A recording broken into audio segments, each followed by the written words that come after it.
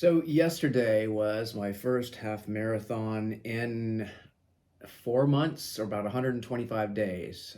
It was May 1st, and the last one I did was probably December 27th. A few spotted runs here and there, 4 miles usually, maybe five, but only about five of those runs, and yeah. So went from just that is a long break to take, and that was after running 1,200 miles last year. So I think sometimes people are curious. So how does that feel afterwards? I'm curious. How does that feel afterwards? And I think it obviously depends on the individual, but it also depends on how much training or what kind of shape you're in. At the height of last year, when I was doing them all the time, yeah, a half marathon, I'd be fine to come home and drink some, juice and have some food, and I'd be fine. I wouldn't really feel it. A lot of days I wouldn't feel it at all, unless it was like 100 degrees, then I would be feeling it. But when you take 4 months off, then you're losing some of that training, a lot of that training. Not so much. My first half marathon was so bad. I had trained for 3 miles for years, I guess. I had never gone more than 3 miles. I always did 3 miles. That was like what I did. It was just weird. And then when it came time for the race day, I just said, it was like you could sign up for 3 miles, 5 miles, or half marathon. I did that.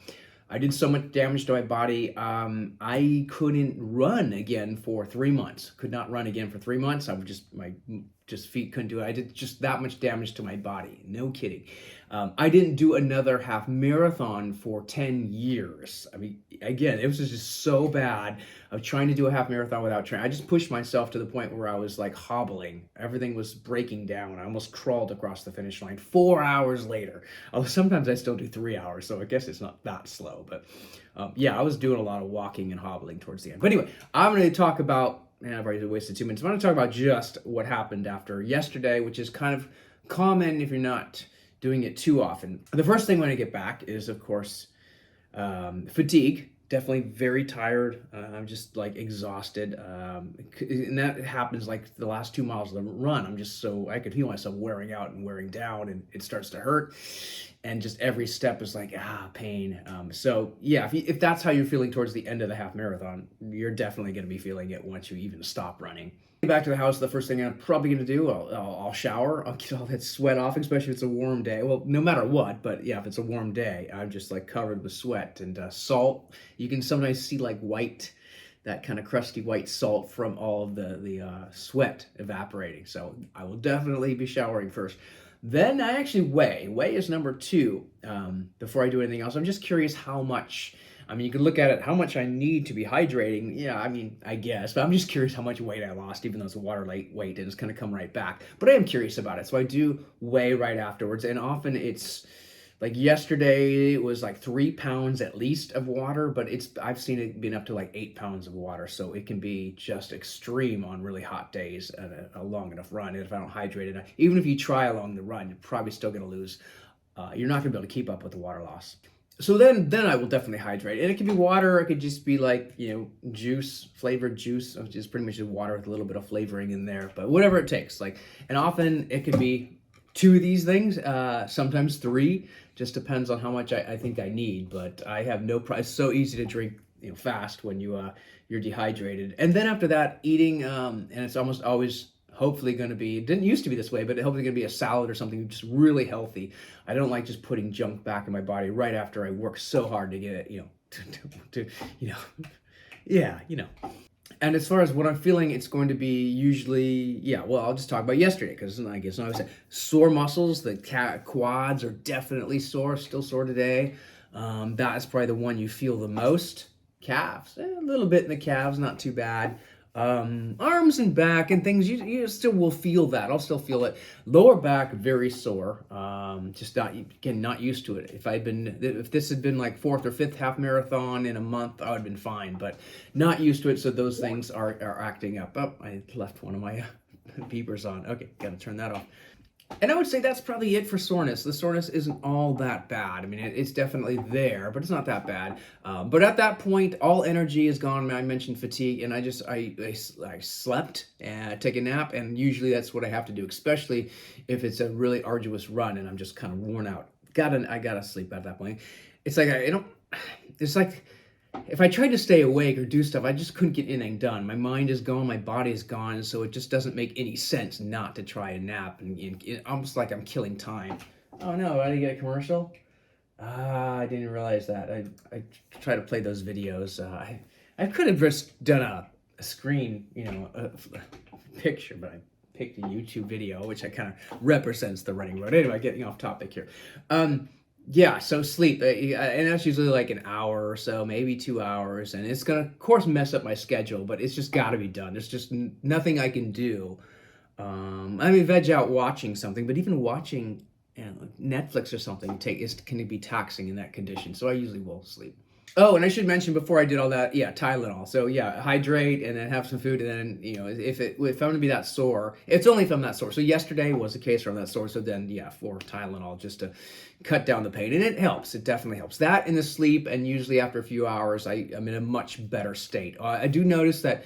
I'll get chills sometimes. I had that yesterday. Just hard to keep. I have to wear socks to keep my feet warm. So you do get chills sometimes. That's an unfortunate thing, but it happens.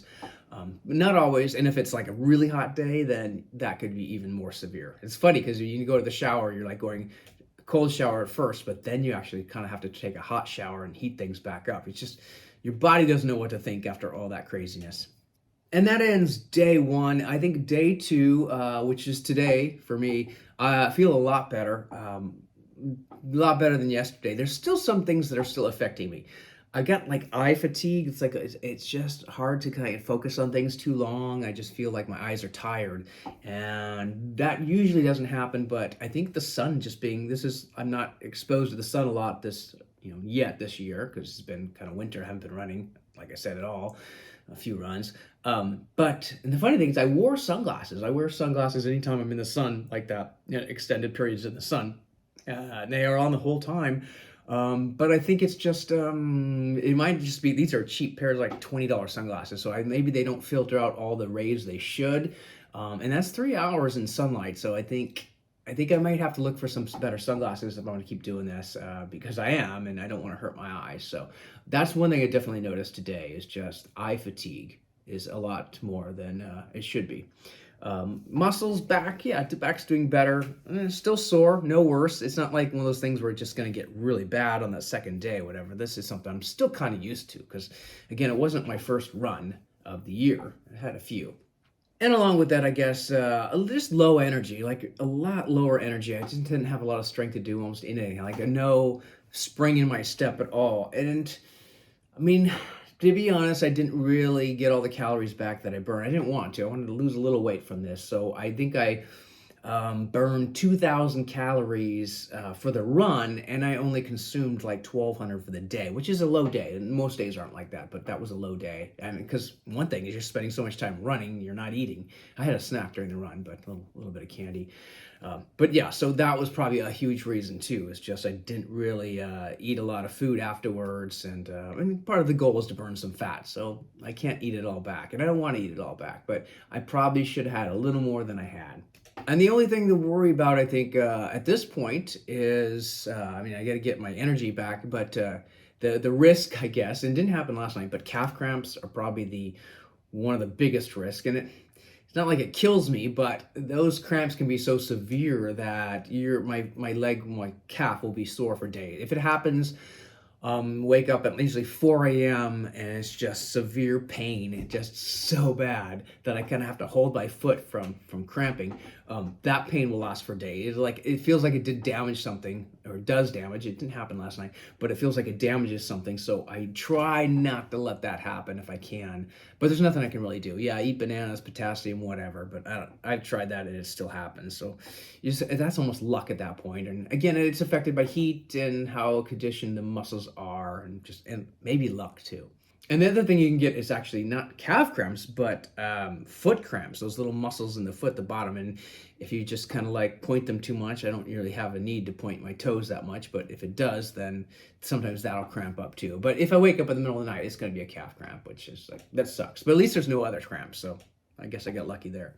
And that's it. That's the results of a half marathon run for me after not doing one in 4 months. And I think the next one, hopefully, I would think it'll be this weekend, so I guess it'll be a 7-day gap, maybe less, but it's probably going to be this weekend. So if you do one every weekend, you're set. You're probably not going to be sore at all after long enough. But that's what it is for me. It's different for everybody, but I thought I'd share that. So peace.